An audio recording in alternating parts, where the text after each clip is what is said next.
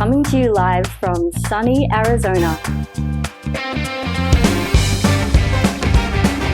The Steve Root Show is now live.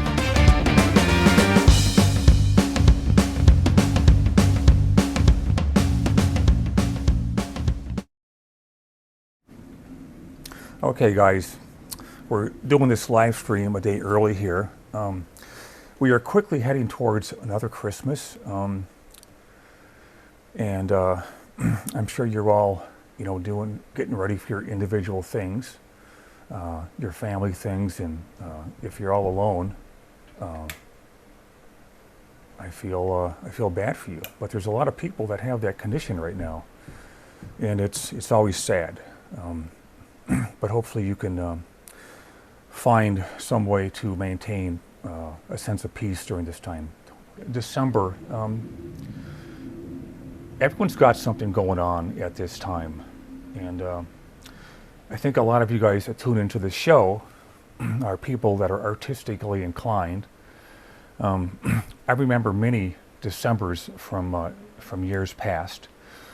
One of the things that I remember was, if you guys recall back to the 1990s with the World's Finest books that I did with Dave Gibbons, I remember drawing a Christmas issue of that third issue in July. So that's how far ahead we work. And that's what I recall from that. World's Finest was, I recall that is the issue, the comic that I did more research for than anything I'd ever done before. And I think I was on this proving streak where I wanted to adhere to the illustrator's credo. Hello, Whippet. Whippet's coming in to bother us. We have 3 blowhards in this house, 3 dicks, and no fish. And the illustrator's credo is to research everything, and literally a lot of it from life, and not just taking photos. Remember, this was 1991, and this is the non-digital age. So, it's an age that I understood much better than the one I do now. I kind of bowed out of this ones and zeros age here, and I'm much more comfortable thinking back to a time when I could rely on myself for everything, going to the bank, making travel arrangements, going shopping. Now all that's changed, and I didn't adapt to it very well. Maybe some of you guys understand the same thing.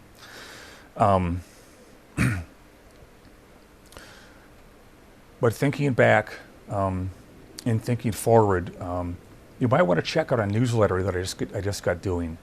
And the newsletter talks about the kind of things I was just bringing up about the season that we're all about to experience one more time. I've had a lot of Christmases.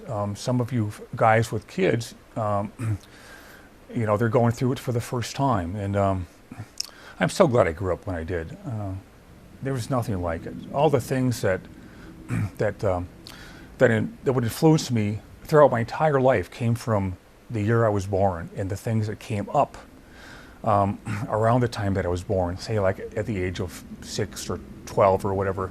The things that came into place during that time was the things that were gonna kind of cleave my path for the rest of my life. So all the work you see in Nexus and all the other stuff that I've done, especially Nexus, because that's the book where I can exploit all my favorite influences. I think, as a lot of you can tell over the years, I've got a few pages to show you that I've been working on. And since I know everyone's big on watching me do some kind of artwork, well, that's going to take place today. And I'll show you later on what it's going to be, but you can get a hint from this right here. It's going to be an inking demo. I think you guys, for some reason, really like to see me ink. Preferably, I would rather do a painting of some kind, but that takes a long time. Even a simple watercolor takes a long time. So, and we have some work to go over. Some people have seen fit to send in some of your work, so I'm going to look over that. and give you my my interpretations of what can be improved or what's really, really good. And a couple things I want to show you here. These are things that are in the office thing right now, the digital office thing. This is, speaking of watercolors, these are quick things I did right here. And these little quick things were fun, but they actually take a lot longer than it seems. And most of it involves the drawing part of it. The actual applying of wash and colors, it's not you know, exceedingly difficult. But making sure the drawing is, for some reason I'm still having to work on it and sweat that out. Here's Dave. Everyone knows Dave from Nexus. And this is another one that's in the office for sale right here. This one was fun. This was done in opaque watercolor. And on the back, there's a little funny thing that goes on that I thought I'd put in there. Some of you don't know who this new character is, but she's the absolutely new character, brand new, that is going to be appearing in the pages of Return to Earth, which is the book that I'm working on right now. And her name is Vivi Catterwall. And she's from the South, so you all know what that's all about. And she's vivacious. That's why I called her Vivi. And after Vivian Lee from Gone with the Wind. But then you guys already knew that. I'm going to show you some pages here from that I've been working on with Nexus right here. Again, these pages are quite big, as you can see. Are we getting all this in the screen here? Okay, good. Anyway, I'm going to point out kind of what's going on here. Nexus has just returned to see the house that they bought and custom fit, probably for $1 billion credits. Instead of dollars, we call them credits in the future. And the entire house has been torn down. And as to why that is, those are pages that I haven't shown yet. But Nexus comes in, and the first thing he wants to know is, where's Sandra and little Harry? And he looks over. This is like a pan shot right here, okay? And this big obstruction right here is kind of the equivalent of a panel border. So I wanted you to read this kind of thing as a separate thing, and then this one is part 2. And he sees that there's this big dome erected here. And again, this is the future. So and within the dome is little Harry and Sandra Peel. And she's a little distraught. She had to destroy the very thing that destroyed her house. And Nexus is looking pretty mad about that. Oh, okay, so another page right here that I just got done. Boy, this paper. I think that's it right here. I don't know why that's not there. Anyway, God, this drives me crazy when I can't find what I'm looking for here.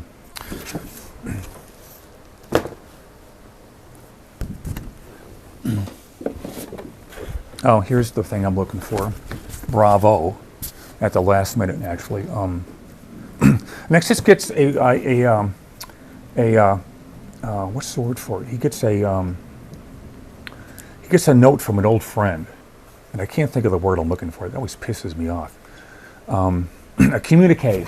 Thank you, Steve. You're welcome, Steve. From an old friend that happens to be in an asylum, and Nexus, not caring one bit about protocol or decorum, he walks into the front entrance of the asylum and walks right into the elevator. And of course, everyone's screaming to stop and all that stuff. So she calls security. Instantly, 2 robots, instantly, zip, appear right before the opening of the elevator where he's going to go up to the 7th floor and see his friend. And then there's this right here, and then they instantly just collapse. Cool, huh? And these shots right here, this is Nexus coming up the elevator. Turns out there's a few more robots that he had to dispense with before he took his leave here. And he's coming up here looking for 7A, the room where his friend is. And this robot right here that happens to look a lot from the maid from the Jetsons. Imagine that. And I'm not going to get sued over it either. How about that? She throws Nexus a pair of rubber booties, the little clear kind. because she doesn't want someone to mess up her floor. And then in the meantime, this lady comes up and says, I got it, Rosie, take 5. Next, it has no idea what's going on here. And this is as far as I've got. This is already page 48, so I'm damn near halfway done with the thing. But I don't look at it like in those kind of terms. It's all about whether I'm a quarter through it or just starting or nearly done. It doesn't make any difference. This is all just one big unit, one big package, and I don't think about it in terms of how far I have to go. That's not at all how I think about this stuff. Because if I did, that would make the whole journey not fun. And the journey itself is supposed to be fun. So next, this is going to meet this lady right here, and she says, all the way down the hall to get to 7A. The rest of this I have already planned out.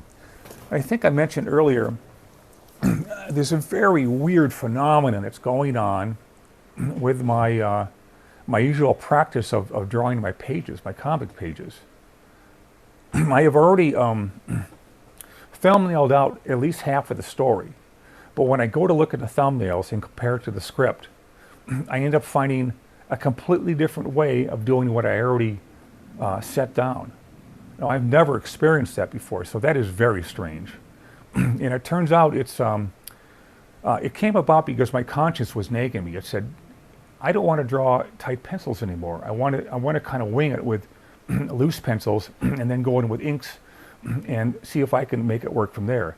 Now, that has worked out. It involves a little more whiteout than usual, but my conscience is always the thing that tells me what to do, and I ignore it at my own peril. We've got the usual announcements to go on here, and I'll get to those in a second. A couple of things I want to show you here that I have to take out of this plastic here. The girls downstairs in the office are really good at filing this stuff with all the right stuff. This is a Sundblom copy right here. This is no watercolor. And I love this this painting that he did. And I'm always trying to practice with watercolor because I've always considered that the final frontier.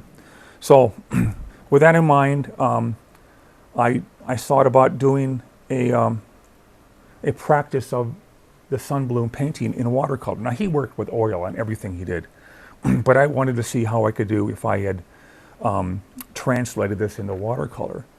And that's as far as I was going to take it. There was a car back here that I just got rid of and a couple other things.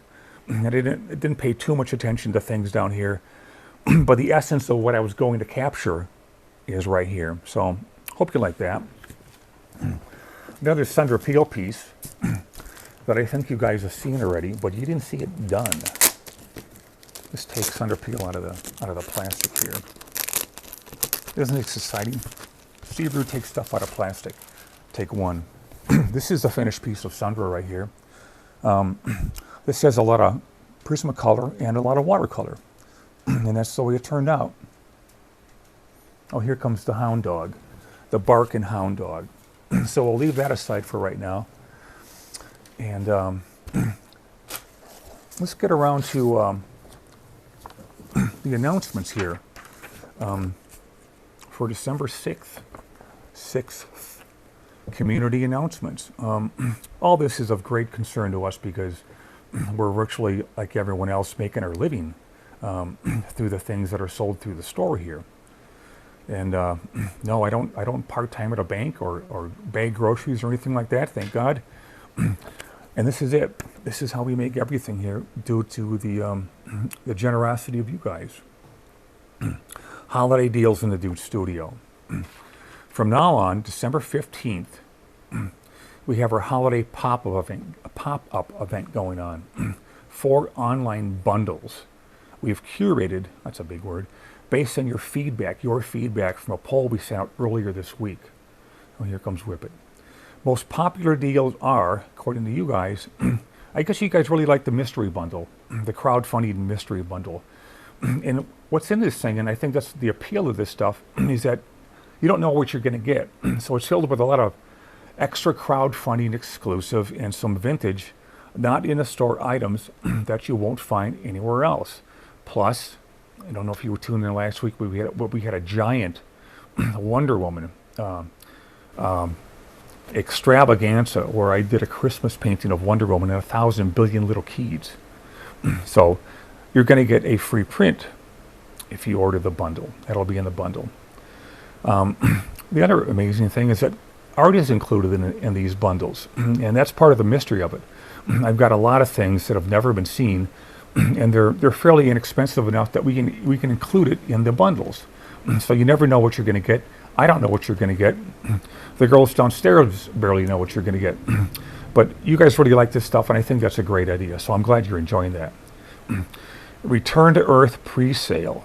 Okay, let's find out what this is all about. Gormando and Thune World. You guys remember Gormando and Thune World? That's the last two books that I did. Okay, we've got them at 50% off. Well, that's a hell of a deal. Buy the Return to Earth pre-sale book and get your choice of Gormando and Thune World at 50% off. Boy, that's going to plunge us into poverty. Plus a free Wonder Woman Christmas print. So both of those have the Wonder Woman print that you guys saw last week. The troops, we always support the troops at Dude Central here. Send support to the troops. So if you send in $40, we're going to send a gift basket of goodies to the troops that help protect our world and country here. And you get an exclusive digital badge, plus a thank you letter from us and comic books for troops. Plus, as if that wasn't enough, right? Plus 3 months of behind-the-scenes access at Patreon. $75 value, my friends. For free, plus a free Wonder Woman Christmas print. So it looks like everyone who pledges here is going to get a Wonder Woman Christmas print. You guys know about codes, right? Coding, all that kind of stuff. Everything that I don't know about.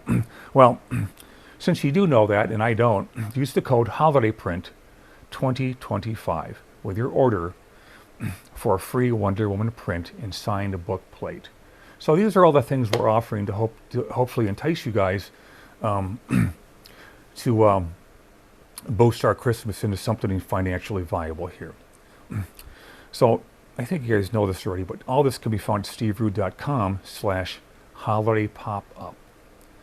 If you'd like to support what we do with the studio, take a look. Every order helps us know what you want to see more of and keeps adding to the studio's coffers and keeps everything alive and kicking, including these live streams here. Patreon. Patreon guys are obviously our favorite human beings in the world here, because they're the ones that really contribute the most income to our cause here. So what it says under Patreon is, for a holiday pop-up, you can get an insider's look at our $25 Sundra tier for 90 days if you have over $50 of items in your cart. That's the same price of a stack of comics that vanish in an afternoon. If you want to use the Patreon code, here it is, Patreon 2025. Tricky, huh? During checkout. That'll make everything easy for you guys. For these live art critiques every week, post your art on the Patreon chat as a free or paid member, and I will personally take a look. And that's something that's gotten to be a weekly theme here throughout the live streams here, and I'm very happy to do it. You guys send in your work, and I look it over and tell you about it. We're always looking for people to help out here. This is entirely a 4 or 5 person operation here, and these guys are considerably overworked, as you can imagine. So we ask for help every now and then. If you guys are interested, you can email us at steve@steverude.com. And one of the things we're looking for and have continued to look for is help with my animated Nexus TV show. My plans, once I get funding underway and find the exact right guy who is well versed in animation procedure and an expert animator himself, so no amateurs can be involved here. It has to be a total pro.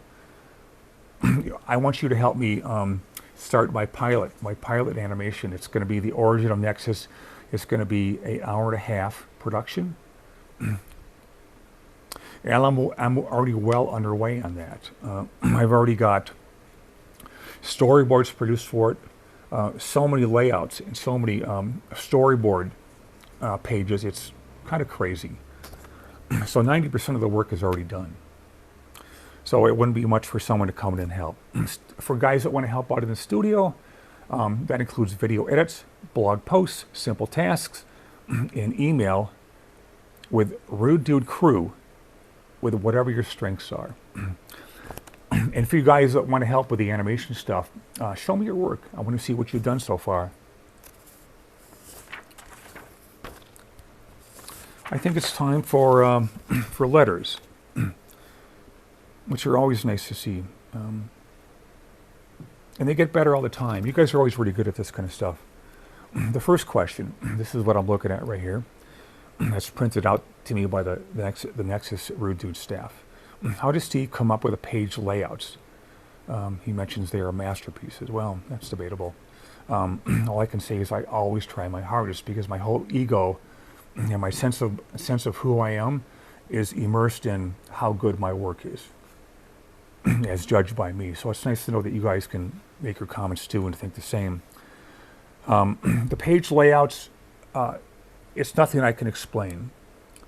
It's like saying, why do birds fly south? Well, you could probably get that answer quicker than I can with my page layouts.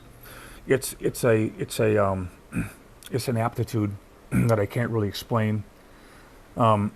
If you take 20 artists and they work from the same script, and you tell them to lay out this page according to what's written by the writer, they would all be immensely different. And mine would be, I tend to favor the classic kind of look as far as the drawing goes. And sorry, my throat is always being cleared here. The drawing always comes back to the classical training that I've had in comics and in illustration. And that has a lot to do with people of yesteryear that were classically trained artists like Hal Foster that I keep bringing up, and Alex Raymond, and people like that.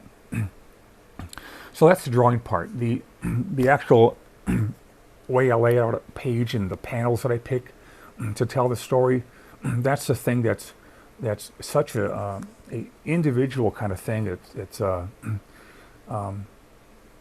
It's just kind of it's a weird skill that I can't really explain. But it's the funnest part of doing comics is, and the other great part about comics is, unlike illustration and other things, you move on from panel to panel, so you're always moving forward. An illustration takes a week to do that, if not longer, and comics aren't like that. You can move on and keep the pace going throughout the entire story, however long it is that you're working on. So I can just tell you that it's the funnest part about the comic, and I never proceed. Well, in this case, I did until I have everything locked down, which is funny because everything has been locked down. But when I get to actually drawing the page itself, I think of 100 different ways to do it better. So when I find that 1 out of 100 that's good, I go with that, and that's what you see going on here. It's all this experience has obviously helped a lot as far as how it goes from thing to thing. But it feels like it's new every time. I think authors will tell you that too. Every time they start a book, it feels like a whole new experience. These guys were talking about the Wonder Woman Christmas image that we saw last time, and it's by a guy named David Fitz. And he goes, what I love most, these are his comments here, what I love most is how cheeky and strangely believable the whole thing feels. If we're looking at the Wonder Woman print right now, you can see what David's talking about here. It's as if the world collectively agreed that yes, Wonder Woman probably would spend her holidays dropping in on small towns to sprinkle a healthy dose of holiday cheer. She's the ultimate +1 for any winter gathering, able to stop a runaway sled, save a kitty cat from a tree, and still get your star perfectly straight on top of the spruce. I think this guy's a writer. He's really good with words here. Steve Rude's Christmas piece doesn't just capture the holiday spirit, it lassos it. Clever. Spins it around and says, this is what you wish your Christmas felt like. It's colorful, it's heartwarming, and it's got just enough superhero magic to make even the grumpiest Scrooge crack a smile. So here's David's holiday wish right here. Here's my official holiday wish for you guys out there. That somewhere out there, a snowy neighborhood really is lighting its tree with the help of an Amazonian hero. And if you hear carolers singing just a little too enthusiastically this winter, maybe peek out the window and Wonder Woman might just be leading the chorus. That's poetry right there. This is as good as his comments get as far as what I get in from the website here. This guy is, if he's not a writer, he sure should be. And another Wonder Woman comment, and this is Mikhail Engstrom, and he wants to know how long that piece took. Well, it took at least 2 weeks, I know that. And I think when you start off, I think the thing that you have to deal with the most stringently is the work it's going to take to accomplish this thing. But again, like I say, I try to keep that out of my head. I don't want to think about anything that involving time, because once you commit yourself to an idea, it's all about just the ride there, and the ride there is supposed to be fun. And you have good days and bad days. You have hard days and easy days. You have days when it all seems to come together, and days when it just seems to be fighting you the whole way. I remember that, for example, that Christmas tree that Wonder Woman's standing under. I tried a lot of different ways of doing that. One with a lot of detail and a lot of spruce branches and all that kind of stuff. And I ended up kind of stylizing it. I kind of like blurred the whole thing just to give a feeling of the lights going on. And that's one thing I can tell you about that. But it was a lot of fun. When I got done with it, I just and it's funny because all the little things you end up putting in, like the blowhard with a branch in his mouth, and people skating in the background, and people in the distant log cabin with the lights going on, and they're probably making eggnog and hopefully not fruitcakes, but other things that are just as good, if not better. And those are the kind of things that make it come alive to me. I think about my past Christmases. I think about my grandpa and grandma and my mom and dad and my friends and all this stuff that made Christmases so incredible and magical, like he said. This guy wants to know if I use a lead holder and mechanical pencils. I just got a vintage Flowmaster marker that you can refill and change the nibs. It's great for long, thick strokes. Now, what's interesting in this is when he says vintage Flowmaster markers were, I think, the very first markers to be introduced in the commercial art world. And I didn't know you could refill them and change the nibs. I had no idea about that because I've never owned one.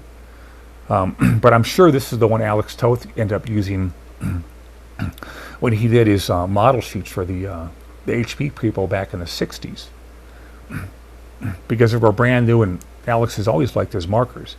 As far as lead holders and mechanical pencils, I've tried them, but they don't work with me. They don't suit my personality, I guess. I just like using a regular lead, plus the color erase blue pencil that everyone uses to do the underdrawing. As far as art goes, we're going to look at a guy named George Vega. George looks like a fairly young guy here. He says, "Thank you for the invite to critique this." But George wants to mention that this was an overall style experiment with the pulps. This came about because of my inking of a Dax Savage drawing from last week that I did with a number 10 brush. I think that freaked up a lot of people out, but I did it because I wanted you to show how well it worked. He says, "I do have an overall style, which I would like to show along with this. But this was, the Doc Strange was 95% traditional with minor digital color shifts because of the tonal paper and not having the right bronze for Doc Savage. After all, he is the man of bronze." So we're looking at this right here. This is the first one we want to show up. And I'm going to quickly move on to the other things that he sent, which is are these things right here. You see the giant robot, and you see the two samurai ninja types going at it down here. And there's another thing right here that is kind of reflective of some of the crazy Batman stuff that went on in the 90s, when people preferred ultra violence instead of classic superhero behavior. What's weird about this is that the other things that I showed you there, there's some stuff that is ultra professional. The robot is fantastic. The Ninja Samurais is extremely well done. And yet when I look at Dodge Savage, I see a lot of things that need to be improved right here.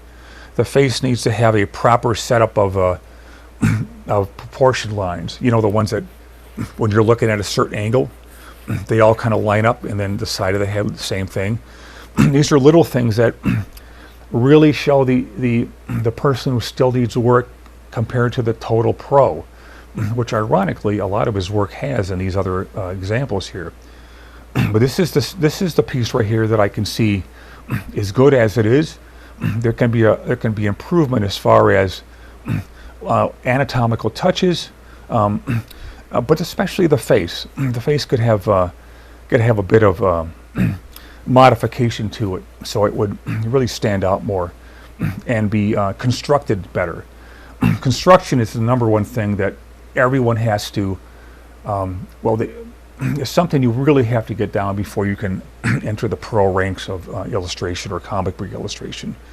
And the thing is that's good and bad about this is that there's no faking that kind of knowledge. It's absolutely impossible to do it. You either know what you're doing or don't.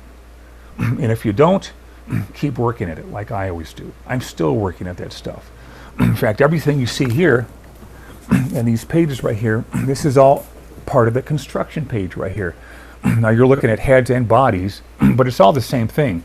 It's all based on the mannequin, and knowing that and how to construct everything within the mannequin, including the head. If you can't do that right, it's just a matter of studying harder. That's all it is. There's no shortcuts. And that's the first thing that I think most pros want to mention to you, is that it's just plain work till you get it. And given the fact that most of us think we never get it, it's just something you keep working at.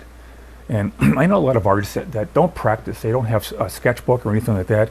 Nothing wrong with that. I happen to thrive on sketchbooks. What I learned from sketchbooks is everything that I apply in my so-called real work. In fact, let's take a pencil right here, and I'm going to, if you can see what I'm trying to draw here, I'm going to get out my regular pencil here, and I'm going to draw what I was talking about as far as the head construction here.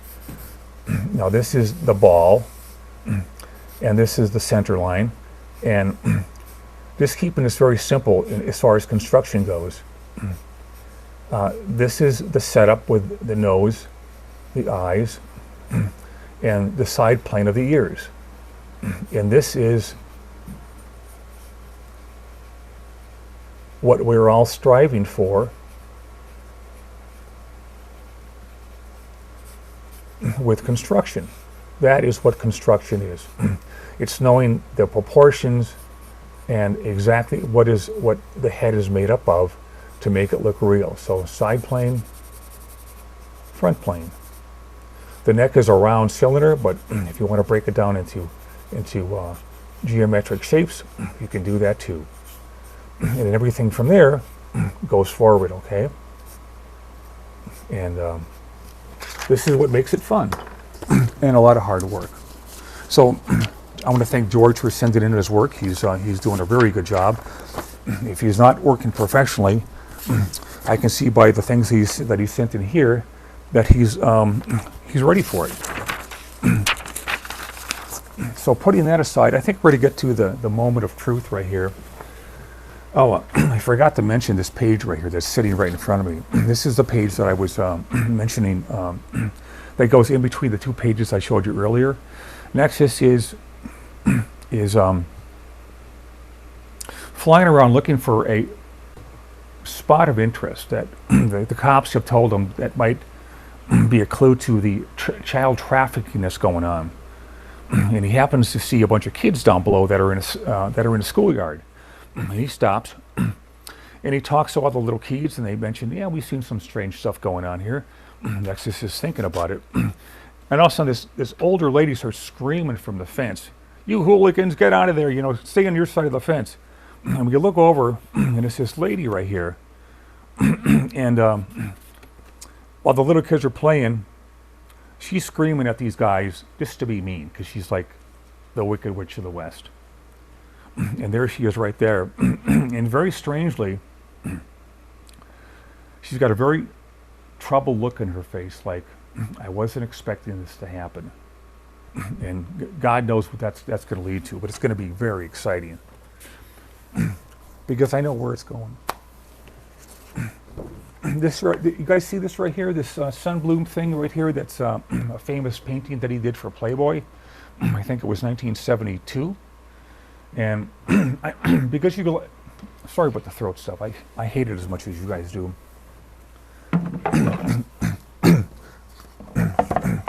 As much as you guys like to see the inking demonstration from last week, we're going to continue that practice.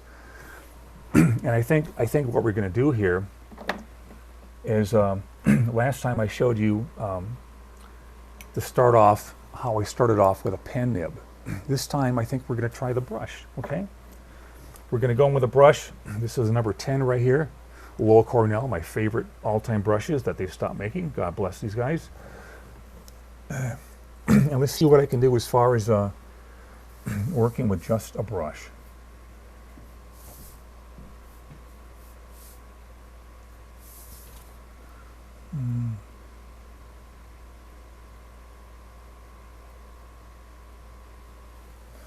Some of you guys write in and say, Steve, you don't got to talk so much when you're doing these kind of demos, but it's kind of a compulsion. I'll try to stay quiet a little bit.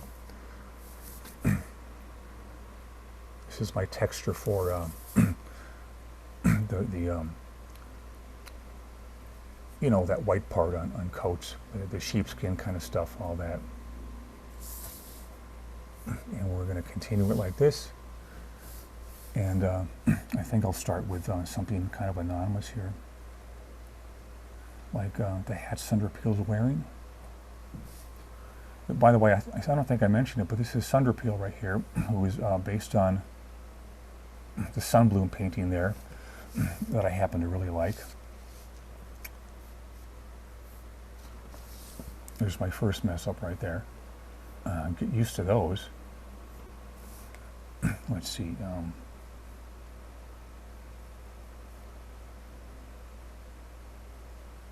Can you guys see that pretty good? Okay, we're going to keep going here. And this is going to be a cast shadow. Now, when you do things like this, you have to get, I'm not getting the point that I want here. You have to be very considerate of what you're trying to explain here.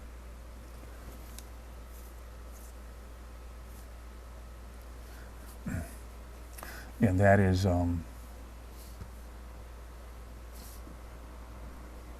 sorry, I got to concentrate here.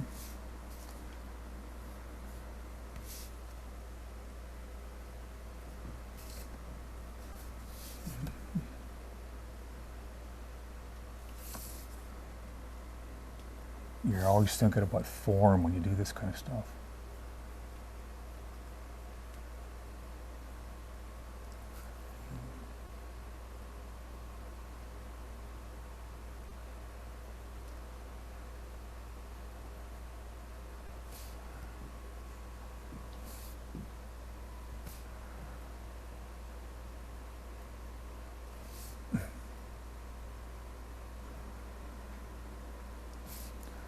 Just a little bit of a touch with the underplane where the smile muscles go up when she's doing a smile. There are mechanisms that take place with your smile muscles when you smile.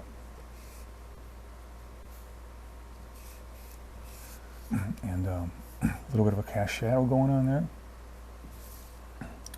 And here we're going to do the mouth.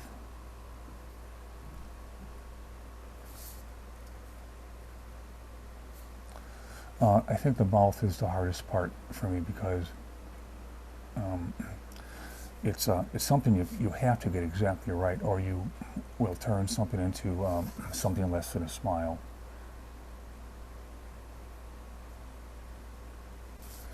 As you guys all know, the teeth are something that you don't render to the point of distraction. You always need to be keeping it on the simple side here.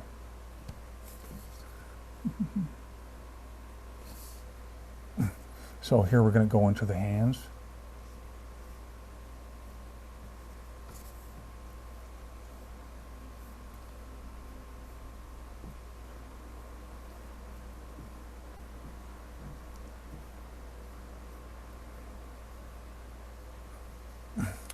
I don't think this is the brush I used last time because I think that one's kind of worn. So we're going to go to, oh God, we're going to a 12 right here. Now let's see how this works out. But at least I think I can control the point a little better. This is why you want a brush that's got the point working just fine. So I definitely think this is going to work out a little easier.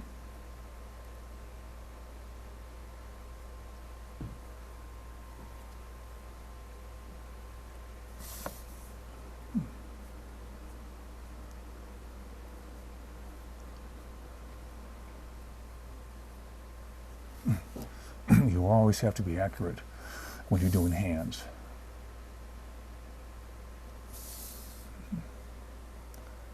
And let's get her sleeves on here. Females are not something you exploit with the definition of strong hands, so you keep it very simple. This can be a cast shadow that's going over from one of the fingers. And now we can get to the easy stuff, which is going to be the cloth.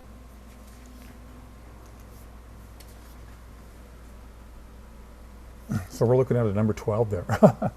Wish you guys would freak out thinking you might have to work with that someday. And that's one of the reasons I show it to you, because it can be done just as almost as well. I think the skinniest thing I would ever work with is the 6 of the low Cornells. But actually I prefer an 8.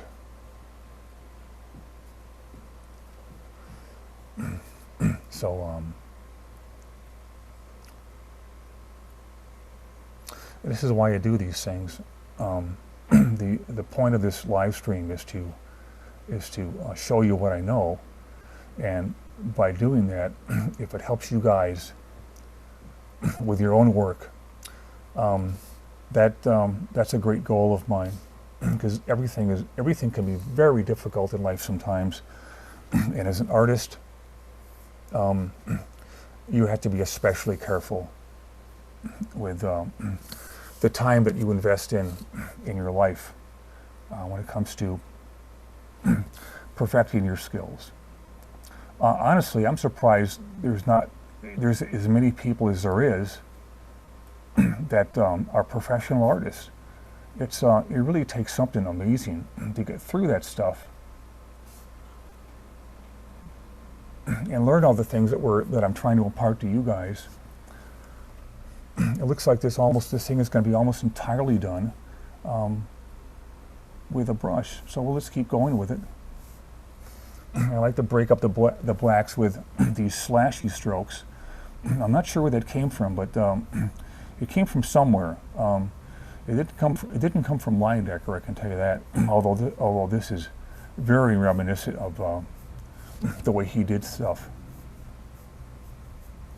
with his slashy brush marks. These are going to be cast shadows from the hair right here. Let's get Cinder Peel's. Let's give her some mascara.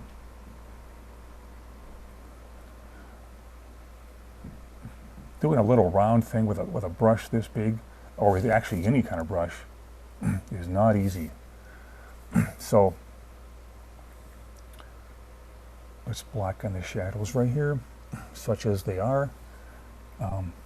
Obviously, this is not a super dramatic piece where we're going to put this thing in deep shadow. That's exactly what you don't want with a piece like this. But going according to how the light works in in this particular picture right here, that's kind of what I'm working from. You have to remember to keep things symmetrical on both sides. What you have to match eyes, you have to match ears, because even though it's not really like that in real life, you're not doing real life. You're trying to, I like doing idealized people, and that's exactly what you see in my work, is handsome, idealized people that are obviously very fun to follow the adventures of.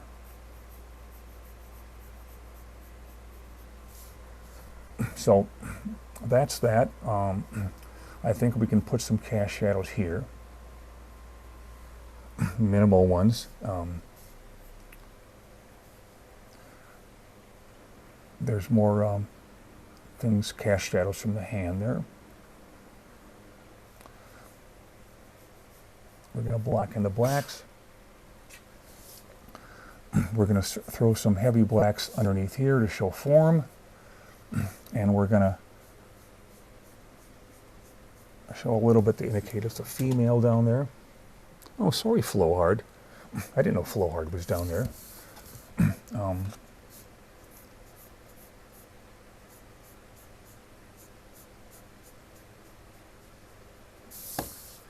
So there's that, and honestly, guys, there's very little else to show you here.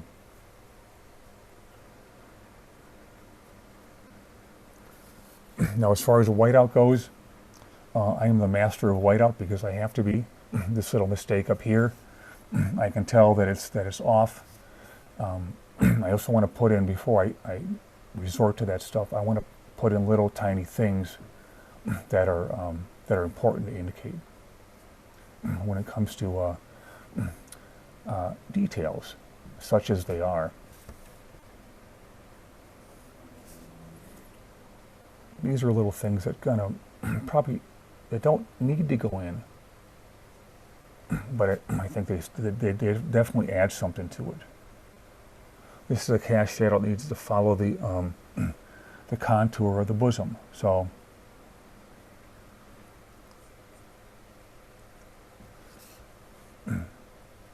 that's what you have to think about when you think about cast shadows. It's got to reflect the form underneath, as something you guys all know here.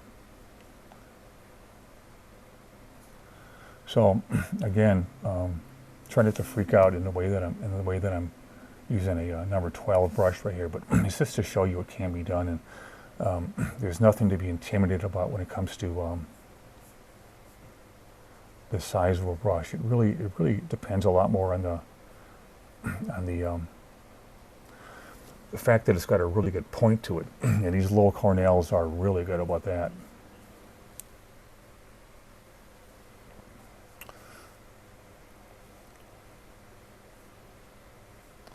I'm not sure if I'm going to have you guys look at this right here to do a copy of, but maybe that might be a good thing to work from for next week's live stream, is to have you guys doing your own individual copy of this this pinup right here from Haddon Sundblom, who was one of the best illustrators and the guy who actually invented the modern Santa Claus. A little bit of this and a little bit of that. Be very careful with these underplanes here, because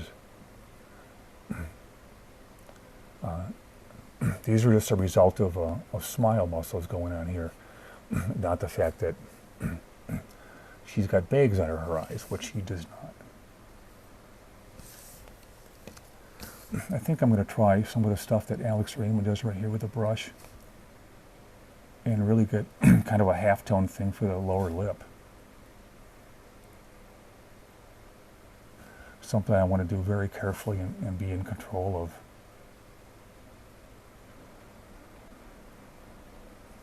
of. That's a classic thing that the illustrators have done in years past. So that's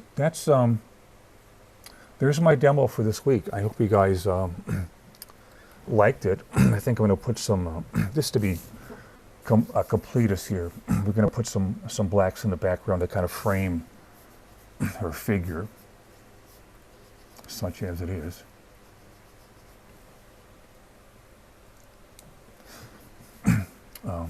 She's only the most beautiful girl in the world, and she's kind of based on Sandra Peele and, Marilyn Monroe and probably Gino Ginelli, the girl I married. Gino is actually Nexus's mom in the strip. So whenever you see Nexus's mom, that's Ginelli at work right there. That's her face. Ginelli is the one that is the true behind-the-scenes person when it comes to all the stuff you see here for the website. I think people have a hard time believing that she actually does 90% of the work for everything that goes on here. She literally stays up as much as it takes to get the job done, and the job is practically a one woman operation, and she just happens to be. She's got a stamina that kind of freaks me out, because I certainly don't have it. If you want to do a few knuckle things here, keep it very simple, okay? And I think that does it right there. That's going to be. That's the other advantage of a big fat brush. Boy, you can cover stuff fast. So there's our almost done offering right here. Almost didn't see that.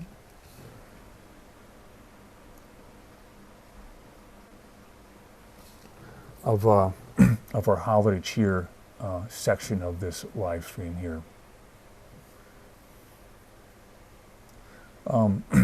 The reason I like to see what you guys turn in, because I want to see, you guys, the audience that I am speaking to every week.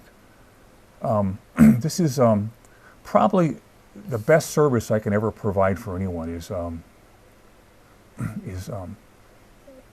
letting you guys submit your thing, so I can take a look at it, and whatever I can offer to help, that's what I'm trying to do. There's a lot of stuff in the store that's available for you guys. One of them is this right here. This came out about a month ago, and it's how many pages are in here? At least we numbered them. 135 pages, and you can see from here that it is loaded with stuff. Everything from figure construction to the skeleton, and everything that you need to know in a practical sense. That helps you with the kind of classical figure drawing that certainly I've worked my whole life to achieve. But it's in very, very simple terms. Some of it is outline, some of it is tone, but it's all designed to make sense and make things easy for you, not harder.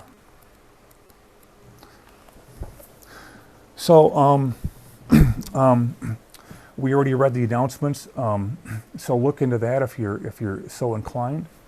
The last thing I'm going to show you here is if I take Sandra Peele down here and move her over here.